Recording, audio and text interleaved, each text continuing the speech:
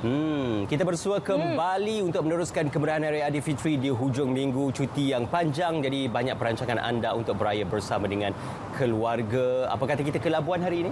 Ya, kita nak melihat cerita pagi Labuan. Sekali lagi macam saya kata, ingat mengingati sebab Ismail sekarang ini kes kebakaran disebabkan mercun semakin meningkat. Jadi kita nak ingatkan kepada anda supaya bersiap sedia, dan kita nak melihat bagaimana sebenarnya kempen keselamatan kebakaran dan kesiapsiagaan JBPM Labuan bersama dengan rakan kita di sana, Muhammad Izwandi Jaludin. Silakan.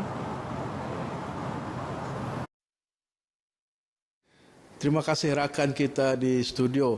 Cerita pagi dari Labuan pada hari ini ingin mengikuti perkembangan berkaitan tentang pelaksanaan kempen keselamatan kebakaran dan kesiapsiagaan Jabatan Bomba dan Penyelamat JBPM Labuan di Labuan. Oleh itu pada pagi ini saya ditemani Timbalan Pengarah JBPM Labuan, Penguasa Kanan Bomba 2 Encik Emil bin Tahin. Selamat pagi Tuan. Selamat pagi.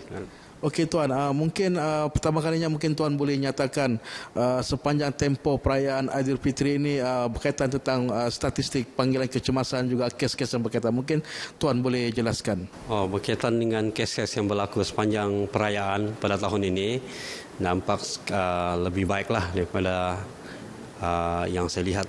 Daripada situasi keadaan kita di sini tidaklah banyak hal-hal yang sangat teruk, ya.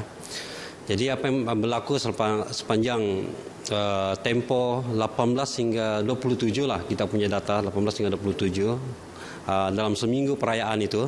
Dalam seminggu perayaan itu kita ada kes melibatkan 17 kes. 10 daripadanya adalah kebakaran dan 7 adalah penyelamatan. Jadi penyelamatan ini ada beberapa jenis lah. Begitu juga dengan kebakaran, bukan saja struktur tetapi lalang. Lalang pun lebih kerap dalam seminggu itu. Nah, untuk persiapan kami, rondaan kita buat juga untuk 3 balai yang ada di Labuan ini.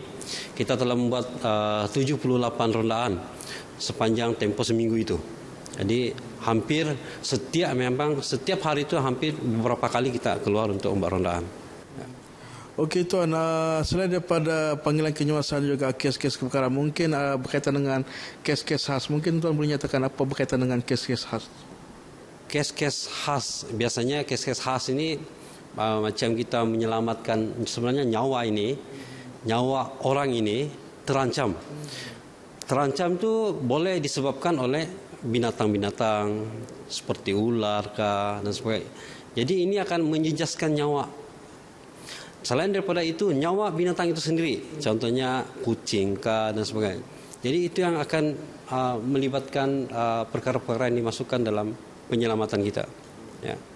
Okey Tuan, seperti yang diketahui di Labuan ketika ini menghadapi musim atau cuaca panas yang agak panjang, dan ini akan amat membimbangkan khususnya warga di Labuan. Mungkin dan juga akan berlakunya pembakaran secara aktiviti pembakaran secara terbuka. Dan mungkin boleh dari bagaimana pula dengan dari segi kesiapsiagaan anggota Tuan? Kita punya kesiapsiagaan di sini, kita telah tetapkan cuti hanya dibenarkan sedikit saja, hanya dalam 20%. Jadi ada 80% lagi yang bersiap sedia untuk menghadapi apa-apa kecemasan. Termasuklah kita punya jentera semua dalam keadaan baik. Kita akan sentiasa memastikan dalam keadaan baik, termasuk peralatan. Nah, itu yang selalunya kita akan tetapkan dalam keadaan boleh digunakan, boleh berfungsi dengan baik, termasuklah anggota kita. Ya. Okey Tuan, mungkin berkaitan tentang aktiviti pembakaran terbuka ni, mungkin Tuan ada sedikit nasihat kepada warga Labuan khususnya supaya mereka ini tidak melaksanakan aktiviti pembakaran terbuka disebabkan sekarang ini cuaca agak panas dan pembakaran secara terbuka ini boleh mendatangkan kemudaratan khususnya dari segi alam persekitaran. Ya, untuk musim-musim panas sekarang ni, bagi bomba, bagi kami, sebaiknya jangan membuat pembakaran terbuka. Sebab mungkin anda merasa bahawa kecil saja ataupun simple saja, saya membakar ini saja, kecil. Tapi kita tidak tahu situasi pada masa Anda membakar, tiba-tiba angin datang dan sebagainya. Anda tidak dapat mengawal situasi itu. Mungkin hanya sedikit kebun ataupun sedikit sampah. Tetapi apabila Anda tidak ada persiapan yang sepatutnya, karena ada perlu persiapan tertentu. Kalau time panas seperti ini dan berangin dan sebagainya, lagi sukar untuk membuat pembakaran. Jadi bagi kami, kalau boleh janganlah, tahanlah dulu, janganlah dulu buat pembakaran itu, dan buatlah sekiranya perlu, mintalah nasihat daripada bomba ataupun jabatan yang berkaitan yang lain untuk melihat situasi bagaimana pembakaran itu dibuat supaya selamat. Ya. Okey Tuan, terima kasih Tuan di atas perkongsian maklumat tadi berkaitan dengan kempen keselamatan kebakaran dan juga kesiapsiagaan Jabatan Bomba dan Penyelamat JPPM Labuan dalam menghadapi bencana, khususnya dalam keadaan cuaca yang panas ketika ini yang berlaku di Labuan. Jadi itu saja yang dapat dikongsikan daripada Labuan. Kita kembali bersama rakan kita di studio. Silakan.